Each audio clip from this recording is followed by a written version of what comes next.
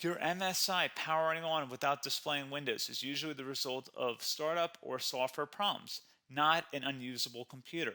We will repair boot files, restore Windows system components, troubleshoot recovery issues, and get your PC back to a working state. A lot of errors pertain to this problem, and we're going to go ahead and jump into what should hopefully be a pretty straightforward process, guys. And we're going to go ahead and jump right into it. First thing I'd recommend doing would be to actually go ahead and boot to the troubleshooting utility on Windows 11.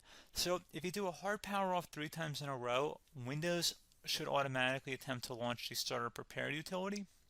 And if it doesn't find anything, it will give you the option to select advanced settings, in which case it would take you to a screen that looks like this. Now, if it does not take you to a screen that looks like this, or you're unable to get to that, you can also download the Windows 10 Media Creation Utility, or Windows 11. They probably will make a creation utility for Windows 11 at some point. And it doesn't really matter, you can actually run the Windows 10 utility on Windows 11 as far as I'm aware. And you should be able to run the troubleshooting utilities built in within it. So you just would go ahead and download it to an ISO file and then burn it to a DVD or USB. It'd have to be about 4 gigabytes or more. It couldn't be a small USB flash drive, and it couldn't be a CD. It'd have to be a DVD.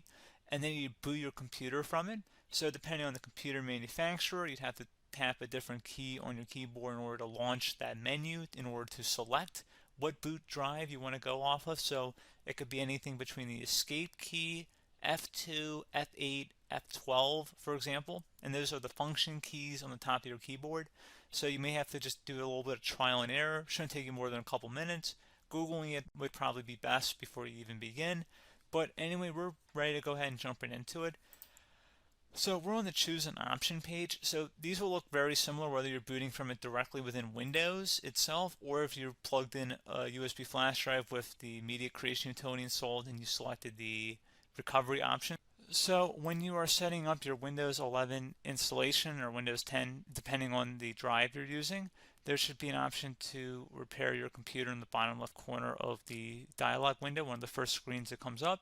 You go ahead and select that, and then it would take you to a troubleshooting screen like you see here. And you want to go ahead and select troubleshoot, reset your PC, or see advanced options. And then there are going to be a whole bunch of options in here that we're going to explore in today's video. The first one, we're going to actually go underneath advanced options, and then select startup prepare, fix problems that keep Windows from loading. So go ahead and select that first.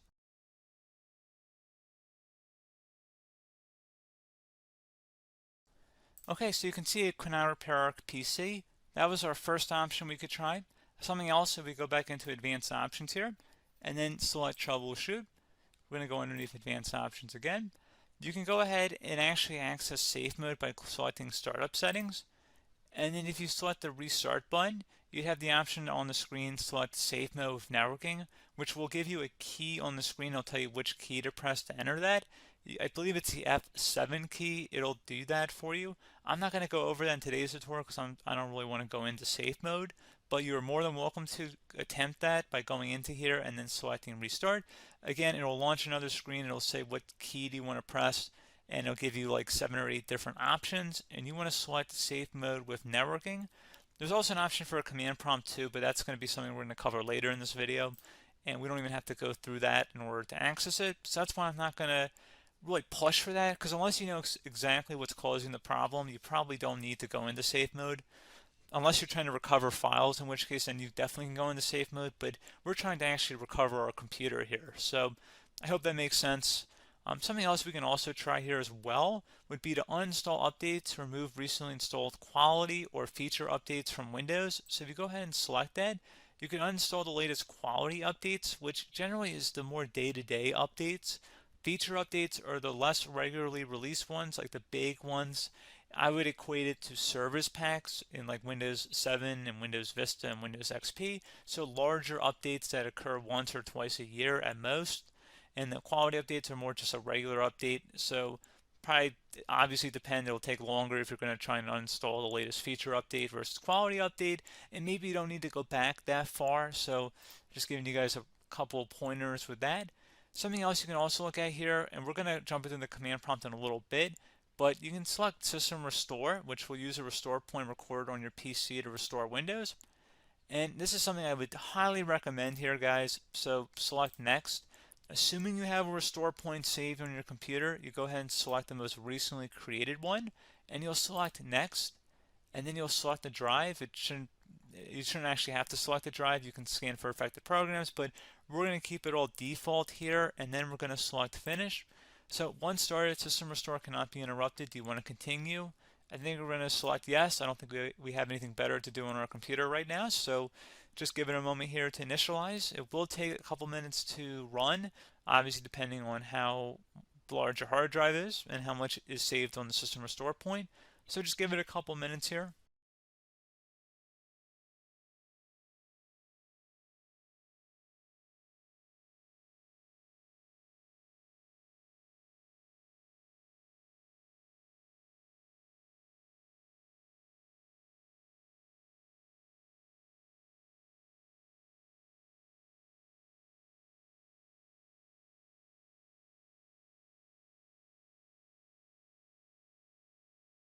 System has been restored successfully. We're going to go over a couple different methods in addition to that if that did not work. So I'm just going to pause the video and we're going to start back on the recovery screen that we started with. Okay, so a couple other things we can try here too. If you go back into Troubleshoot, you can select Reset Your PC, while you choose to keep or remove your personal files and then reinstalls Windows. You can select to keep my files, which will remove apps and settings but keeps your personal files. You can also select Remove Everything, which will remove all of your personal files, apps, and settings.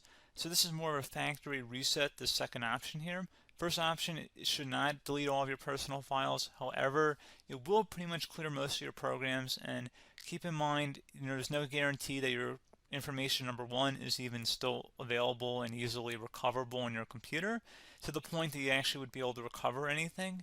And the second point is that there's always a chance that it won't actually recover and it will just do a factory reset anyway. So there's no guarantee that actually would keep your files anyway. So I would recommend trying to get a recovery tool and backing that up first before selecting it anyway. But again, those are a couple different options. And then something else you can try here if you go back to the choose an option. Another option, if you go underneath choose an option and select troubleshoot, advanced options, and now select where it says command prompt. Okay, so the first thing we should do is type our main hard drive here. In most cases, it should be the C drive. So you just do a C colon and then hit enter on your keyboard. So once you're underneath the C drive, we're going to type in dir and then hit enter on your keyboard. It should have program files, users, and Windows all in there. That's how you know you're in the right directory.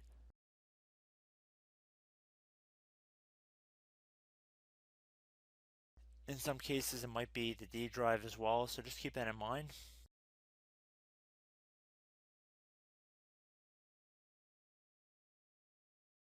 Next thing we're going to do is type in cd space / Windows / system32 / config, and then you're going to hit enter on your keyboard.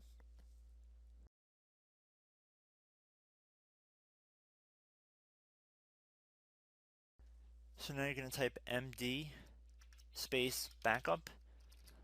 If you've seen other tutorials, it might also say to put down md backup. That's because the backup name is pretty common when you want to back something up. So you can name this whatever you want, doesn't have to be backup. So if you've already made a backup folder in the past, you could do backup 1, for example. So once you're done setting the name you want the backup to be called, hit enter on your keyboard again.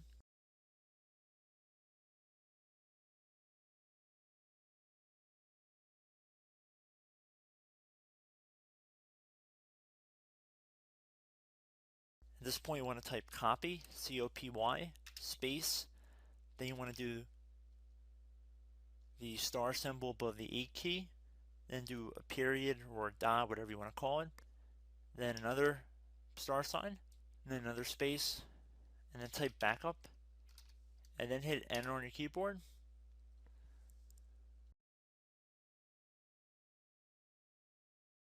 Now you want to type cd reg back, REGBACK, and then hit enter on your keyboard. So now that we are under the reg back, so now you want to type dir again, and then hit enter.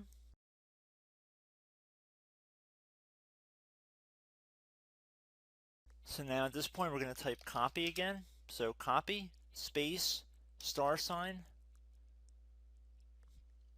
dot, another star sign, space, and then 2 dots. So we're going to type copy, space, star sign, dot, sign, star sign, dot, dot, and then hit enter on your keyboard again. So for overwrite, you want to overwrite all. So type A on your keyboard, so capital A, and then hit enter on your keyboard.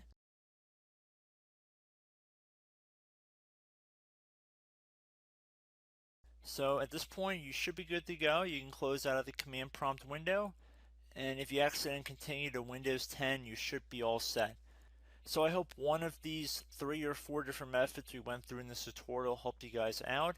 Again, I'm not sure if you guys heard me earlier, but try to go back into your safe mode if possible and uninstall any programs you know might be conflicting with the Windows startup if you can get into safe mode.